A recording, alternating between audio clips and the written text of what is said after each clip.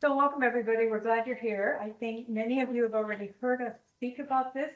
So what's important to us today is that we give you some information, and that if you have questions or comments, you bring those up as we go along, because we're very interested in understanding any questions you have or any suggestions you have, because this talk and topic is something that is as old as you can imagine and as new as you can imagine here. And no one, and there's lots of things in between. So the thing that I would say is dying isn't for sissies. So each person's death, even though it's similar, is different. And so if you have experience and you have things to share, we want to hear them.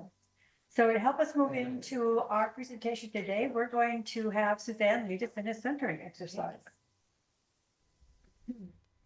This actually was at the Death Cafe and all our presentations to bring people here and now, leaving behind what you've had, some of the burdens you're bringing, some of the baggage you're bringing, and to be here now. So what I'm going to ask is that you have your feet on the floor, your back straight against the chair. If you wish your eyes closed, that's great. If not, that's fine too. I'd like you to take in a deep breath from your belly.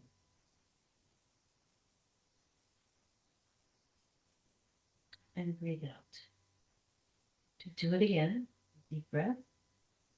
And as this breath moves up through your heart and your throat, your eyes, your mouth, your ears, and to your mind.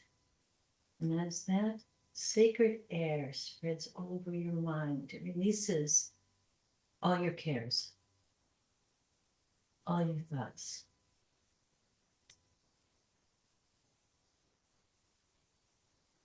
Take another breath.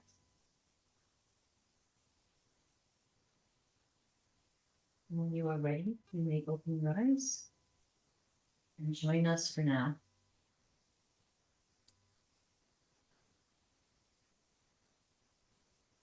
So Pat and I here, and one of the questions that we always get asked is why? Why in the world did you want to become a death doula?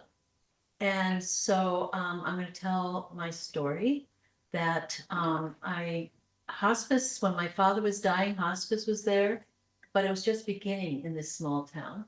And so the doctor was there, and then we had a volunteer, and then there was a nurse. And the nurse actually made the most sense for my mother. And so they would have tea all together. And then when my mother died, I forgot how many years later, maybe 15, I noticed that hospice had improved. So here's my mother dying, and hospice was with her in her assisted living 24/7, which is very unusual. Playing music, and I'm watching this, playing music, talking. I was there, people came, talked around her, and I just knew after she died that there was more. And then I saw on Facebook that Miss Pat went to an elder training, which is the International End of Life Doula Training, and it was in Minneapolis, in person. And I went, oh, that's what I want to do. And I'm so glad that I was, that pinged me, because I've learned so much about my own death, but also about death and talking about death, because awareness about death, a lot of people don't want to look at it, see it. And so I'm just really happy to be in this role. Well, is that happy? Do I say happy? Yes. It's a meaningful. There's so much meaningful. I've been in this role and how we approach death.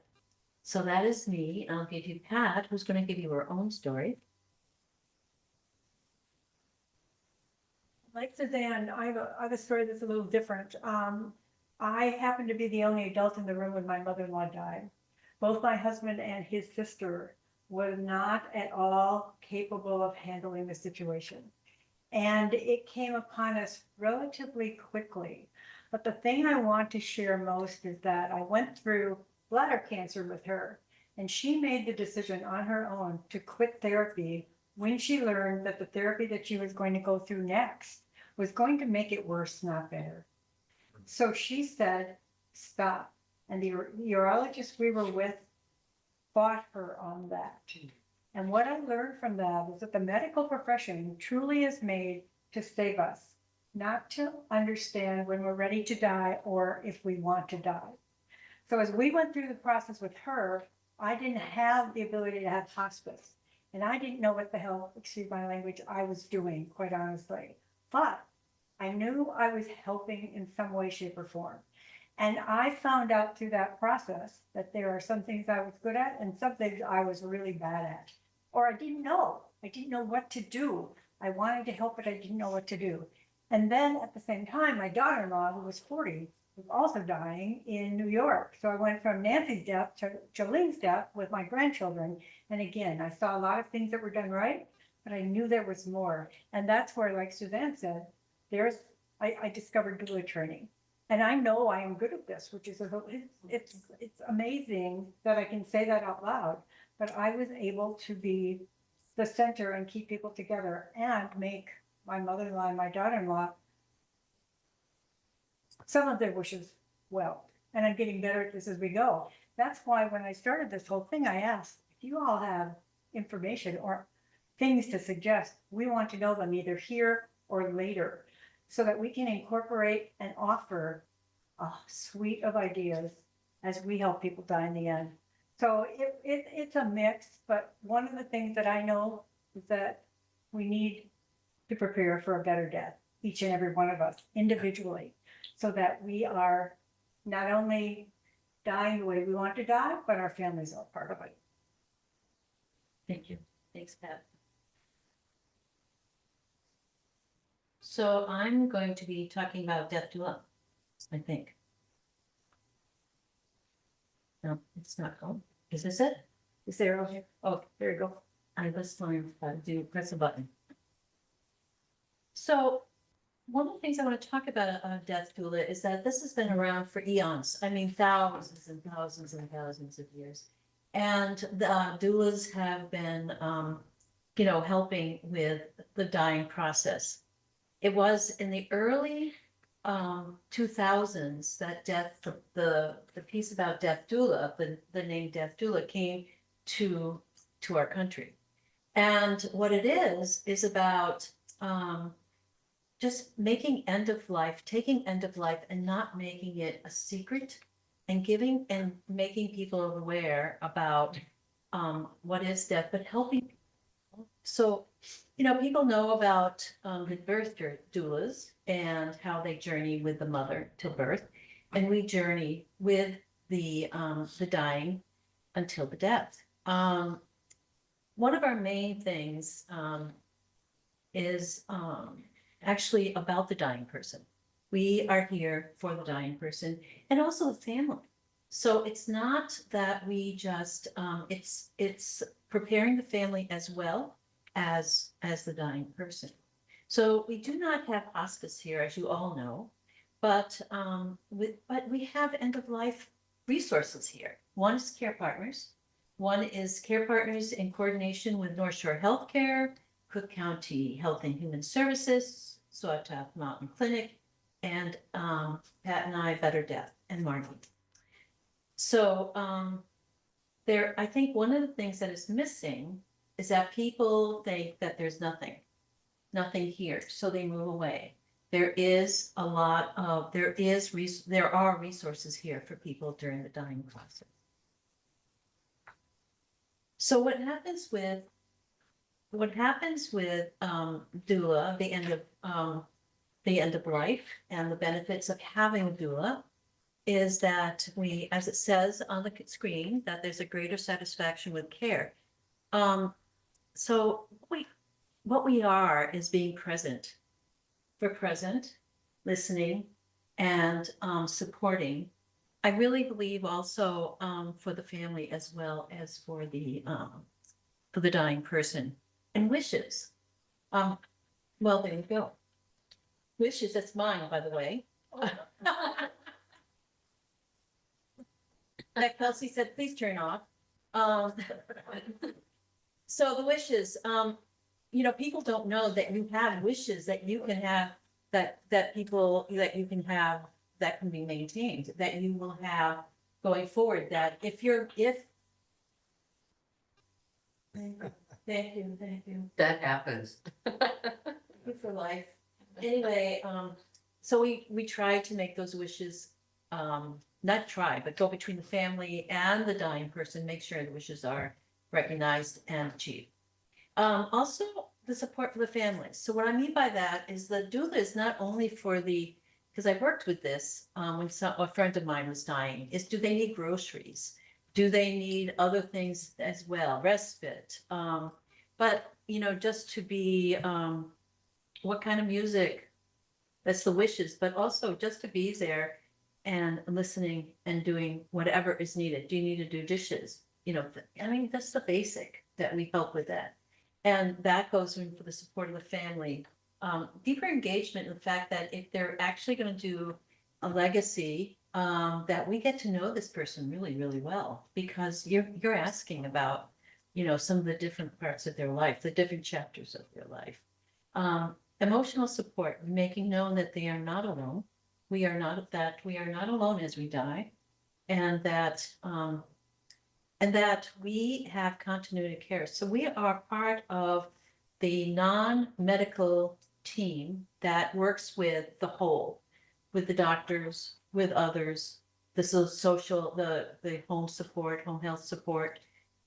We engage and help with the coordination. So we are part of that medical team. We also are part of the holistic piece of giving the emotional, physical, spiritual part as well. I'm trying to think. It says here,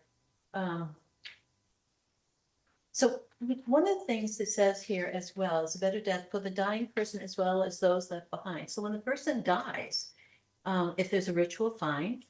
If not, we can help with that, or we also are with the family afterwards. We could be part of the process of calling the funeral home, calling the friends, helping the family through this stunning, this time, the grieving. We are very lucky in this community, talking about grieving, to have a grief support group that Care Partners is putting on, as well as the Death Cafe seems to sometimes come into losses as well. So there is resources here for grief. But we stay with them and remain with them for at least 6 months to a year. So it's support that lasts. And I'm going to turn this over to this person who has a lot more to say. But anyway, thank you. And to complement what Suzanne was saying, on your desk is a very comprehensive booklet that talks about not just the services that you might need and want if you were experiencing some kind of death, but all of the services that are offered in Cook County. This is a great document, and not enough people, I think, really understand, as Suzanne said, how many different offers of support there is in this county. So we're putting this out to say, please share it, let people know that this is here. Public Health and Human Services puts this book out, and it's very comprehensive. And we brought some other documents from Public Health and Human Services on the back table. If you have a moment, whenever you're at the courthouse, go up to the second floor to Public Health and Human Services. They have a plethora of resources in pamphlet form, in booklet form, in a woman at the front desk who can answer almost any question you have. I just think we don't get this information out enough. And what I like about this booklet is that QR code on the front is something anyone can snap and find this document. As soon as I let them know that it doesn't really go to a page, because I tried it and it doesn't work, but they can get it fixed. Because it's there. It's also on the Care Partners website. It is on the Care Partners website as well. Share it, just share it wide, because as we go into this next month, if indeed we have the government shutdown continues, people are going to need more resources than ever, and this is going to be a good space to send people to take a look at what they can find. So besides what Suzanne said, our core work is with the dying person. But we do other things, and we do other things for a reason. And that reason is, as I talked about earlier, is if you prepare for death, you're in a much better position when it happens. However, how do you do that? So some of the things that we do are both educational workshops like this and the ones that are going to follow this, which I'll talk about in a little bit, and also things like the Death Cafe. We've also been in all of the faith community, not all of them yet, but we spoke at the faith communities to let them know we're out there. But we need to spread the word. The thing that I've noticed since I've been here doing my work is that no matter what I try to do to get the word out, someone will say to me, well, I didn't know about that. So I'll ask them, well, how do you get your news? And they'll say from their friends. So that's why I suggest, please just share it. Talk out loud about this, because it's really going to then spread the word, because people will tell people will tell people. I think that's really important. Okay, so next, let's talk a little bit about what happens here. Most Americans prefer to die at home, but only 30% have that happen. And a lot of that reason is because of the medical profession. Once 911 is called, to the hospital you go, and that's where you'll probably stay until the end, unless you think about this in advance and make your wishes known. And it's really important to understand also the differences between what happens here in rural America and what happens in the cities. We just don't have the breadth of resources that we need in order to bring a full-fledged hospice organization here, which is why Suzanne told you the resources we have, which are terrific. But rural communities lack these resources for a number of reasons. One, we can't find enough healthcare workers to do the job that they need to do here right now. And death is really a subspecialty healthcare service. And it's one of those things that when I first got up there, I thought, well, I can bring hospice here because, you know, I'm just perfect and can do this stuff. I found out that at that point, and I don't know what it is today, but at that point, we needed 20 deaths a month in order to bring a hospice organization here. That just doesn't happen here.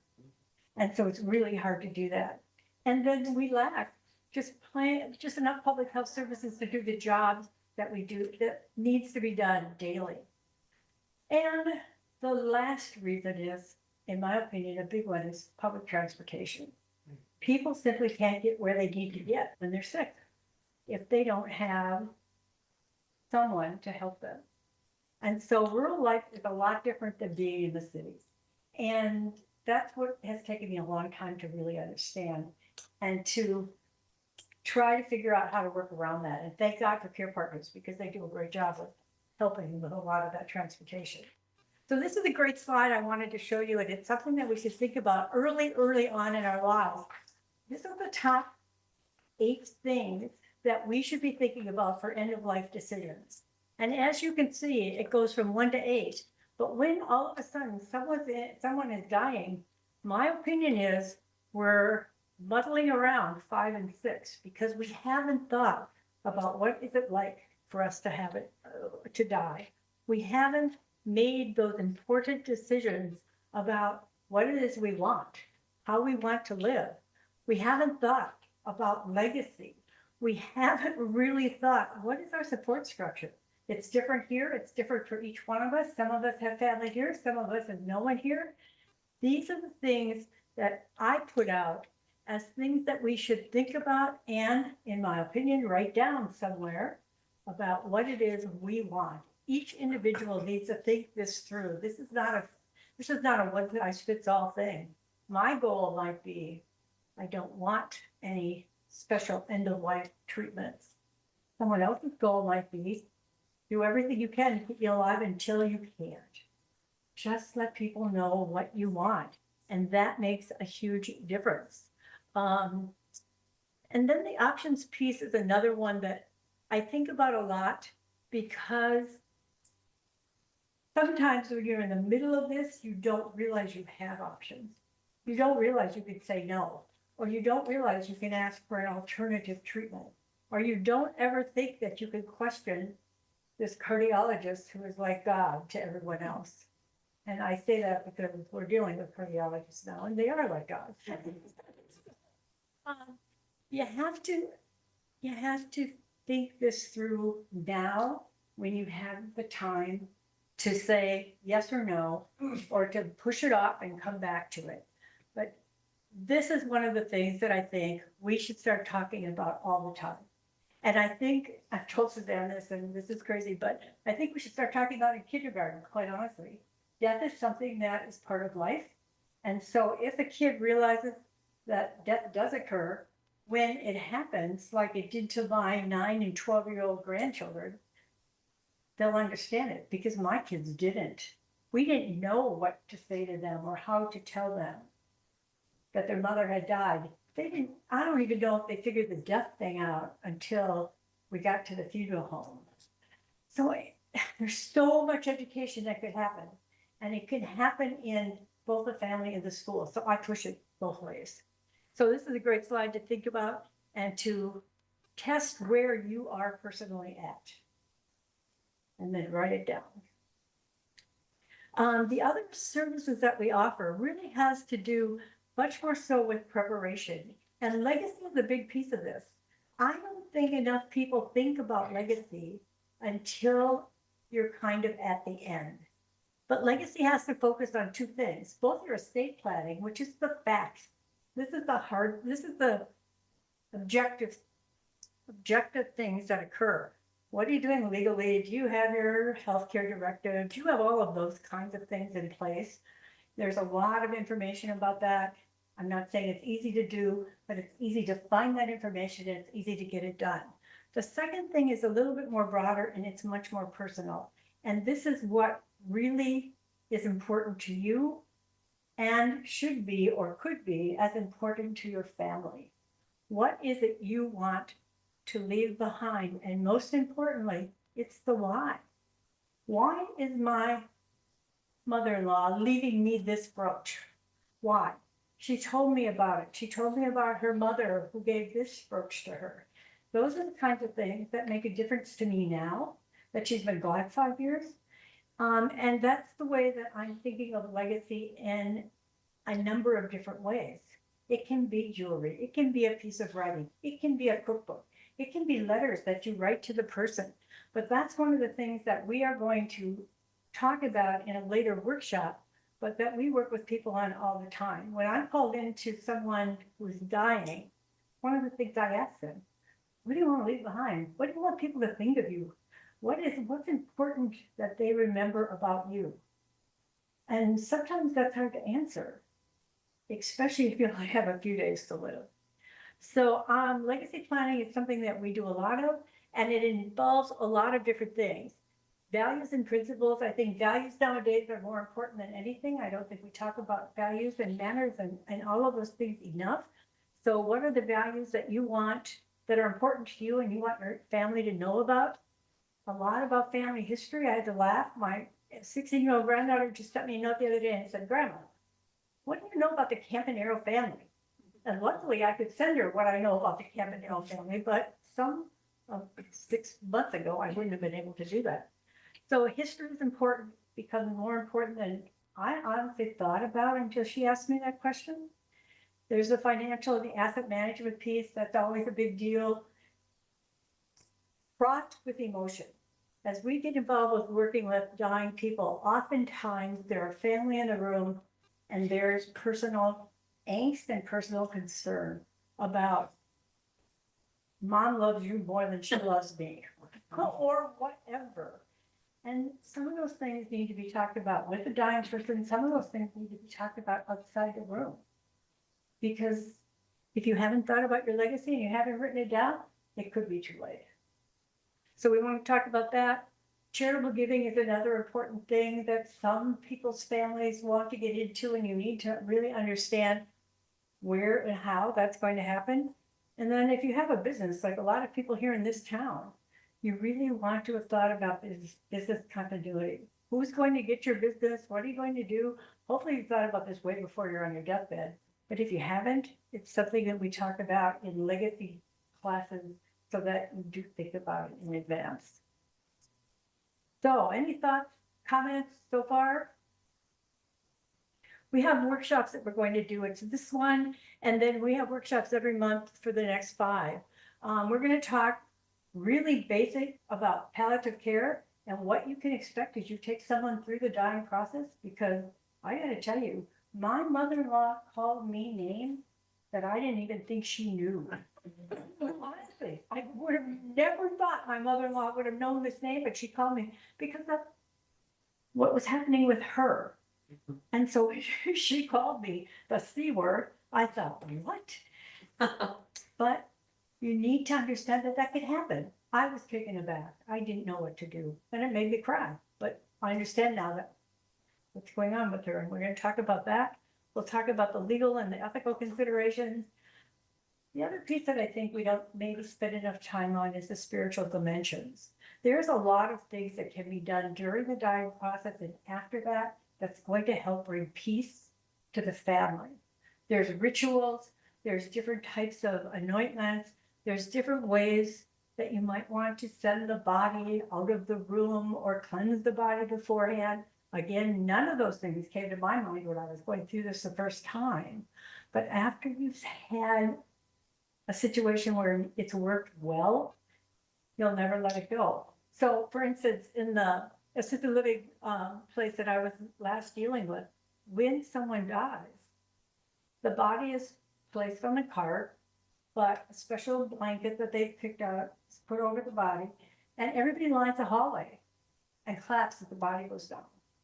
I mean, it's amazing how some of those things can help the family understand, A, this person was very importantly loved, and B, I'm sorry, and B, my mom or my dad or my family is being taken care of by this funeral home we've never gone to.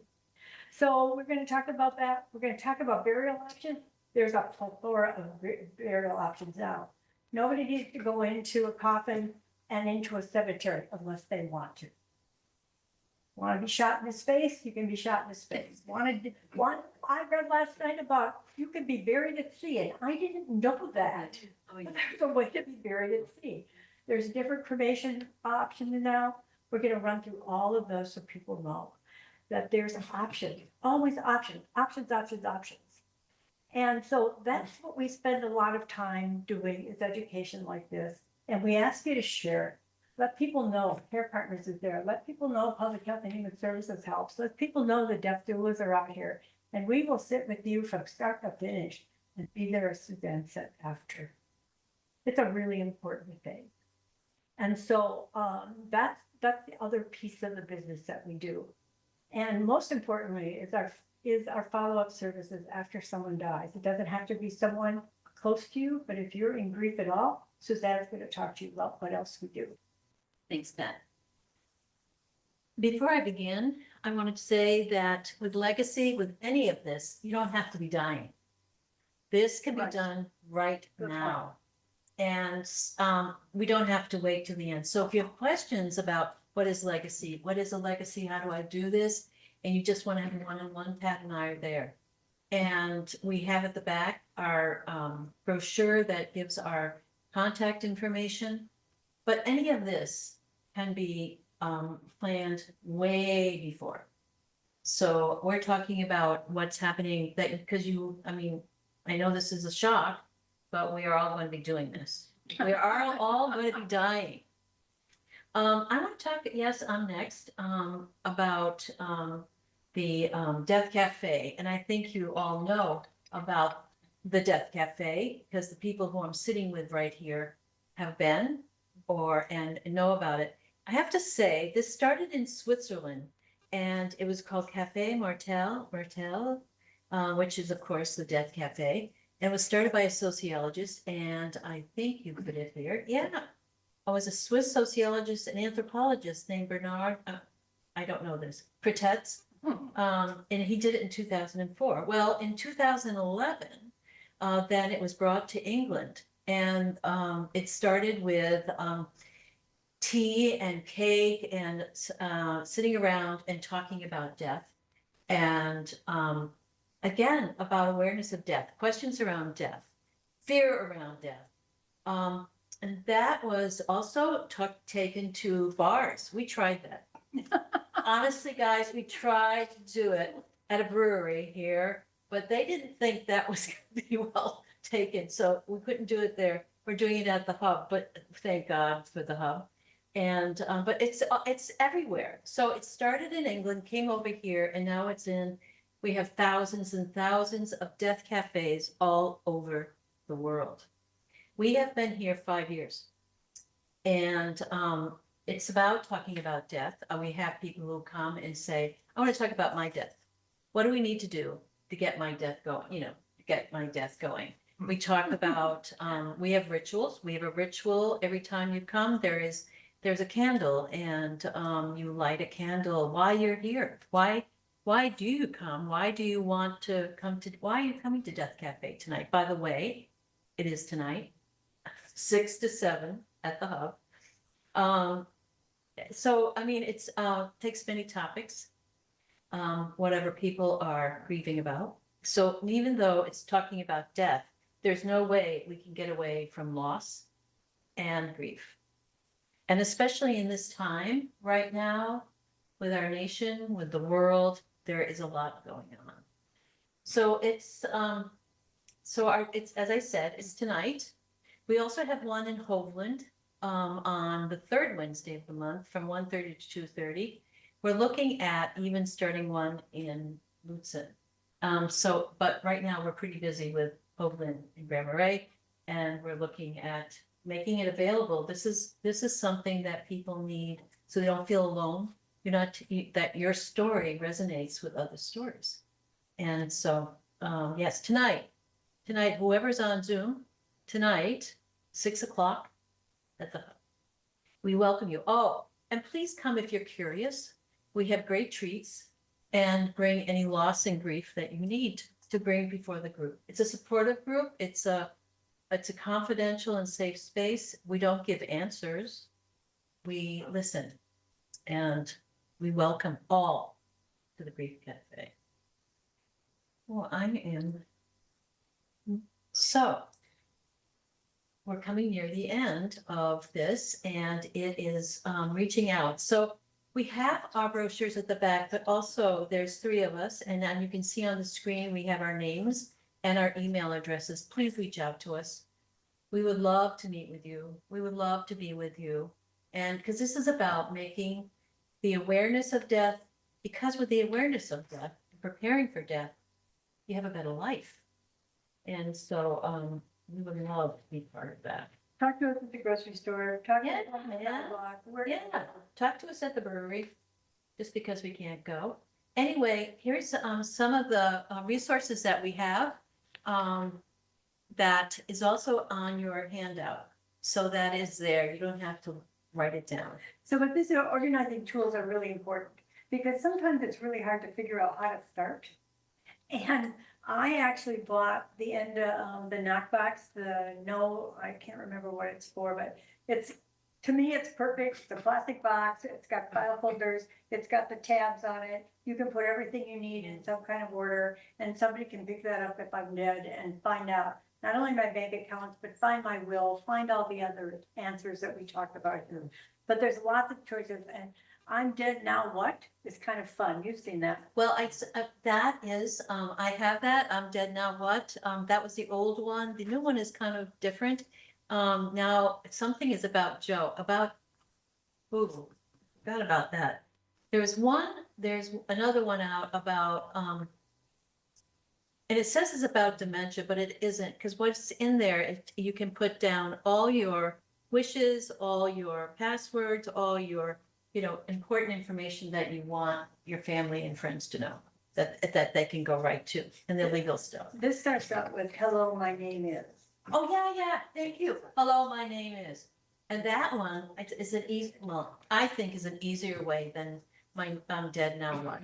But a lot of people, because it's such a great, I'm dead now what is such a great title. Yeah. I want to go to it. Yeah. There's a lot of options out there. Yeah, there it is. But I highly recommend getting something like this, because it's a guide. It's a guide to how to do it, get your information. So, thank you.